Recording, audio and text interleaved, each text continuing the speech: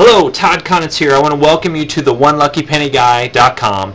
And if you click up above on my face, you're going to get to hear the story on how I found a penny on the street on a date with my wife.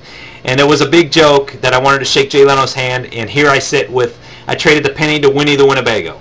But it's so much bigger than that. If you're not new to the website, you know, you can see down below the things that have happened. So I wanted to give you, I've got some emails that came in. I wanted to give you guys a heads up on what was going on. And I was blessed enough to help Carl and Christine paint their house down in Spring Hill. I did get to use some of the money from what donations that have come in to help them out by replacing wood on their house and taking care of some of the caulking and just doing the whole thing. So that being said, you get to see all that down below. You can click W Todd Radio to hear the radio interview I did, to hear the story behind why I helped Carl and Christine out. But long story short, the painting company that was supposed to help me paint the house and was going to donate $3,000 to make the trip out to see Jay Leno and Winnie the Winnebago, unfortunately did not carry through with any part of it. Didn't help me paint. I painted it all on my own, which was a blessing, don't get me wrong, because it was a great, deserving family, but they didn't come through. So we are still on the journey to make the trip. We're still trying to plug through, and I'm looking for different sponsors on Winnie, and that would be great. And if you want to donate, you can hit the buy now or the donation button and go straight to the fund. So I just feel very blessed to partake in having the dreams come in from all over the United States. If you have a dream you want to put in the dream book, just email it to me at dreambookentry@yahoo.com, and I would love to write it down. But the update, and here's the update that I was given, and I guess maybe a little insight on how it all worked out. I was in church service this last weekend and sitting there, and there was one thing said by Pastor Reggie that really stuck out in my mind, and that is that God never promised us a tomorrow.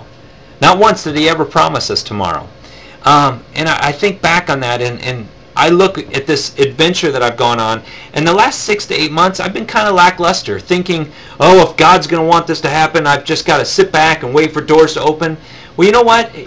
He designed us to have passion, and he designed us to have dreams that have been put on our heart and to go for things, right? Sure, doors are going to have to be open. I have to have faith that something's going to happen that's going to let us walk through and let us go and do this thing, but you still have to take action.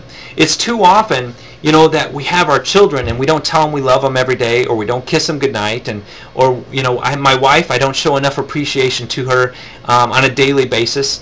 And if you have a husband on the flip side of that you don't reconfirm on how much he means to you, men, we need to hear that for whatever reason. We need to be have our ego stroked a little bit here and there, but we don't take advantage of that on a daily basis. We always think there's a tomorrow, and it really hit me that it's never been promised. It's too often that you see people that do extraordinary things when they find out they only have 6 to 8 months left to live, and you see story after story.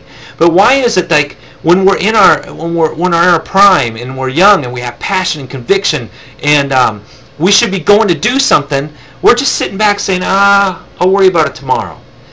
And that really dawned on me. And it's right. God has created us to go out and do his will, or whatever passions have been set on our hearts. And we have to fear failure, because failure is part of that adventure. Or the brick wall that's put in front of us might be to see how hard we're going to climb up that wall to get over to the other side, and how important that is.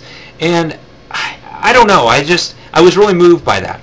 So this adventure that you're seeing us go on by trying to take Route 66 in Winnie and stopping in little towns, I'm hoping to see some of that spirit. I'm hoping to hear different stories from different people and hear the conviction and be able to bring that to you in a way that you can sit there and just marvel about how great the United States is and how blessed we are here, and what God has done in different people's lives.